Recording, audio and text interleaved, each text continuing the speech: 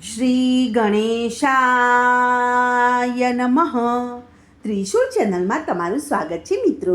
આજે હું તમારી સમક્ષ લઈને આવી છું માગશર મહિનામાં ગુરુવારના દિવસે થતું શ્રી લક્ષ્મી વ્રતની કથા અને વાર્તા. તો ચાલો સાંભળીએ વાર્તા. દ્વાપર યુગની સૌરાષ્ટ્ર દેશની આ વાત છે. ત્યાં ભદ્રશ્રવા નામનો એક રાજા રાજ્ય કરતો હતો. તે પરાક્રમી હતો. 4 વેદ અને 6 શાસ્ત્ર, 18 પુરાણોનો તે જ્ઞાતા હતો. તેની રાણીનું નામ હતું સુરચંદ્રિકા. તે ખૂબ જ સુંદર, સુશીલ અને પતિવ્રતા હતી. તે રાણીને 8 પુત્રો અને 1 પુત્રી હતી. તેનું નામ હતું શ્યામબાલા. એક વખત શ્રી લક્ષ્મી દેવીના મનમાં થયું કે આ રાજાના રાજ્યમાં હું રહીશ એટલે રાજા પ્રજાને વધારે સુખ આપશે. ગરીબ પાસે રહીશ તો તે બધી જ સંપત્તિ ખાઈ જશે. માટે તેણે વૃદ્ધ બ્રાહ્મણીનું રૂપ ધારણ કર્યું. હાથમાં લાકડી લીધી અને ધીમે ધીમે સુરતચંદ્રિકા રાણીના મહેલ પાસે આવી અને ઊભા રહી ગયા. તેને જોઈને એક દાસી તેની પાસે આવીને પૂછવા લાગી કે તેનું નામ શું છે, તેના પતિનું નામ શું છે, રહેવાનું ઠેકાણું વગેરે પૂછ્યું. ત્યારે વૃદ્ધ સ્ત્રીના રૂપમાં આવેલા લક્ષ્મી માતાજી બોલ્યા કે મારું નામ કમલા છે, મારા પતિનું નામ ભુવનેશ છે અને અમે દ્વારકામાં રહીએ છીએ. તમારી રાણી પૂર્વજન્મમાં એક વાણિયાની પત્ની હતી અને તે વાણિયો ખૂબ જ ગરીબ હતો. તે રોજ ઝઘડા કરતો હતો અને ધણી તેને મારતો હતો. તે ત્રાસથી કંટાળી અને ઘર છોડીને નીકળી પડી. વનવગડામાં ભૂખી તે ભટકવા લાગી. તેની દશા જોઈ અને મને દયા આવી. ધન અને સંપત્તિ આપવાવાળા લક્ષ્મી વ્રતની તેણે માહિતી તેને આપી.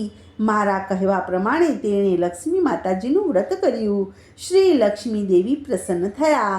તેથી તેની ગરીબી દૂર થઈ. સંતતિ અને સંપત્તિથી ઘર ભરપૂર થઈ ગયું. ચારેકોર આનંદ છવાઈ ગયો. પછી તે બંને મૃત્યુ પામ્યા. લક્ષ્મી વ્રત કરવાથી તે બંને લક્ષ્મી લોકમાં સુખ અને સાહેબીમાં રહ્યા. જેટલા વર્ષ તેણે મહાલક્ષ્મીજીનું વ્રત કર્યું એટલા 1000 વર્ષ તેને સુખ અને સાહેબી મળી. હવે તે તો તેના રાજકુળમાં જન્મ પ્રાપ્ત થયો. પણ તે રાણીને હવે લક્ષ્મી માતાજીનું વ્રતનું વિસ્મરણ થયું છે. તે યાદ કરાવવા માટે હું ખાસ અહીંયા આવી છું. આ બધું સાંભળીને તે દાસીએ તેને લક્ષ્મી માતાજીના વ્રતની માહિતી પૂછી. પૂજા કરવાની પદ્ધતિ પૂછી. વૃદ્ધ સ્ત્રીના રૂપમાં આવેલા મા લક્ષ્મીજીએ તેને લક્ષ્મી વ્રતની માહિતી અને મહત્ત્વ કહી સંભળાવ્યું. પછી તે દાસી તે વૃદ્ધ સ્ત્રીનો આભાર માની અને સંદેશ રાણીને કહેવા માટે ગઈ. રાજવૈભવમાં આળોટનારી રાણીને તેના ઐશ્વર્યનું ખૂબ જ અભિમાન હતું. તે ઉન્માદ અને અવસ્થામાં હતી. ડોશીના સમાચાર સાંભળીને તે એકદમ ગુસ્સામાં આવી ગઈ અને તે ડોશીને ખૂબ જ અપમાનિત કરી અને પછી ધક્કા મારી અને કાઢી મૂક્યા. તે ડોશી બીજી કોઈ નહીં પણ સાક્ષાત મા લક્ષ્મી હતા. એ રાણીને સમજાયું નહીં. રાણીની ઉદ્ધતાઈ જોઈ અને લક્ષ્મીજી ત્યાં વાસ ન કરતા પોતાના ઘરે જ જવાનું ઠરાવ્યું અને તે તો ચાલી નીકળ્યા. થોડે દૂર જતાં તેને શ્યામબાલા મળી. તેને બધી વાતની ખબર પડી. તેણે વૃદ્ધ સ્ત્રીની પાસે માફી માંગી. ત્યારે લક્ષ્મીજીને તેની દયા આવી. તેણે શ્યામબાલાને લક્ષ્મીજીના વ્રતની માહિતી કહી સંભળાવી. તે દિવસ એટલે માગશર મહિનાનો પહેલો ગુરુવાર હતો. શ્યામબાલાએ ભક્તિભાવપૂર્વક મા લક્ષ્મીજીનું વ્રત કર્યું. વ્રત કરવાથી સિદ્ધેશ્વર નામના એક રાજાના માલધારા નામના રાજપુત્ર સાથે તેના લગ્ન થયા. તે પોતાના પતિ સાથે રાજવૈભવમાં સુખેથી રહેવા લાગી. અહીંયા લક્ષ્મીજીનો કોપ ઉતરવાથી રાજા ભદ્રશ્રવા અને રાણી સુરચંદ્રિકાનું રાજ અને પાઠ વયું ગયું. વૈભવ અને ઐશ્વર્ય જવાથી તેમના પેટ ભરીને ખાવા માટે અન્નના પણ સાંસા પડવા લાગ્યા અને મહા મુસીબતે મળવા લાગ્યું. એક દિવસ સુરત ચંદ્રિકા પોતાના પતિને કહેવા લાગી કે આપણા જમાઈ રાજા છે, ખૂબ ધનવાન છે અને તમે તેની પાસે જાઓ, આપણી દુર્દશા કહો, તેમને દયા આવશે એટલે આપણને થોડી સંપત્તિ આપશે. રાણીના કહેવાથી ભદ્રશ્રવા જમાઈના રાજ્યમાં ગયો. એક તળાવના કાંઠે આરામ કરવા માટે બેઠો. એટલામાં શ્યામબાલાની દાસી પાણી લેવા માટે ત્યાં આવી પહોંચી. તેણે ભદ્રશ્રવાને જોયો એટલે દાસીએ નામ અને ઠામ પૂછ્યું. તેણે બધું જ જણાવ્યું.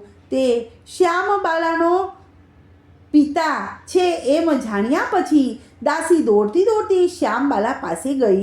તેને બધી વાત કહી સંભળાવી. શ્યામબાલાએ પોતાના પિતાને ઠાઠ માઠથી પોતાના રાજમહેલમાં લઈ ગઈ અને આદર અને સત્કાર કર્યો અને અનેક પ્રકારની મહેમાનગીરી કરી. તે પાછો ફરતો હતો ત્યારે તેને એક હાંડો ભરીને ધન આપ્યું. ભદ્રશ્રવા ઘરે આવ્યો અને સુરત ચંદ્રિકાને આનંદ થયો. તેણે હાંડાનું ઢાંકણું ખોલ્યું તો અંદર શું જોવે છે કે હાંડામાં ધન નથી, કોલસા ભરેલા છે. લક્ષ્મી માતાજીની અવકૃપાથી આવો ચમત્કાર થયો. થોડા દિવસ પછી એક વખત સુરત ચંદ્રિકા પોતાની દીકરીને ઘેર ગઈ અને ત્યાં એ દિવસ હતો માગસર મહિનામાંનો છેલ્લો ગુરુવાર. શ્યામબાલાએ મા લક્ષ્મીજીનું વ્રત કર્યું હતું.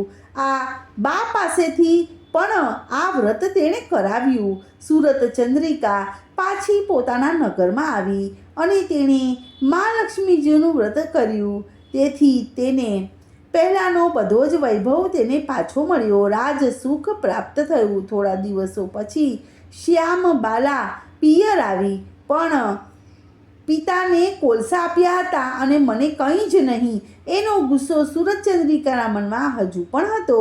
તેથી શ્યામબાલાને કોઈએ પણ બોલાવી નહીં, તેનું અપમાન કર્યું. પણ તેણે આ બા ઉપર ગુસ્સો કર્યો નહીં અને તે ત્યાંથી ચાલી નીકળી અને નીકળતા તેણે ત્યાંનું થોડું મીઠું લઈ લીધું. પોતાના ઘરે આવતા તેના પતિએ પૂછ્યું કે પિયરથી શું લાવી છે? ત્યારે તેણે કહ્યું કે રાજ્યનો સાર લાવી છું. પતિએ કહ્યું કે એટલે શું? ત્યારે પત્નીએ કહ્યું કે થોડી ધીરજ રાખો એટલે તમને હમણાં જ ખબર પડી જશે. તે દિવસે તેણે બધા પદાર્થ મીઠા વગરના બનાવવા કહ્યું હતું. પતિને જમવાનું પીરસ્યું. તેને ભોજન ફીકું લાગ્યું એટલે તેણે થોડું થાળીમાં મીઠું પીરસ્યું. રસોઈમાં મીઠું નાખતા જમણ એકદમ સ્વાદિષ્ટ થઈ ગયું. આ એ જ રાજ્યનો સાર.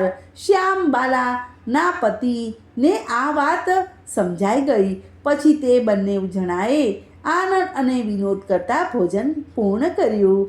સારાંશ એ છે કે જે પણ કોઈ આ રીતે મા લક્ષ્મીજીનું વ્રત શ્રદ્ધા અને ભક્તિભાવપૂર્વક કરશે તેના પર મા લક્ષ્મીજીની કૃપા થશે. સુખ અને શાંતિનો વૈભવ થશે. મનોરથ પૂર્ણ થશે. માત્ર એટલું જ ધ્યાન રાખવાનું છે કે અમીરી આવે એટલે છકી ન જવું. તો મિત્રો, આજની આ મા લક્ષ્મીજીના વ્રતની વાર્તાને હું અહીં વિરામ આપું છું. કાલે ફરીથી આવીશ એક નવી કથા સાથે. ત્યાં સુધી બધાને મારા જય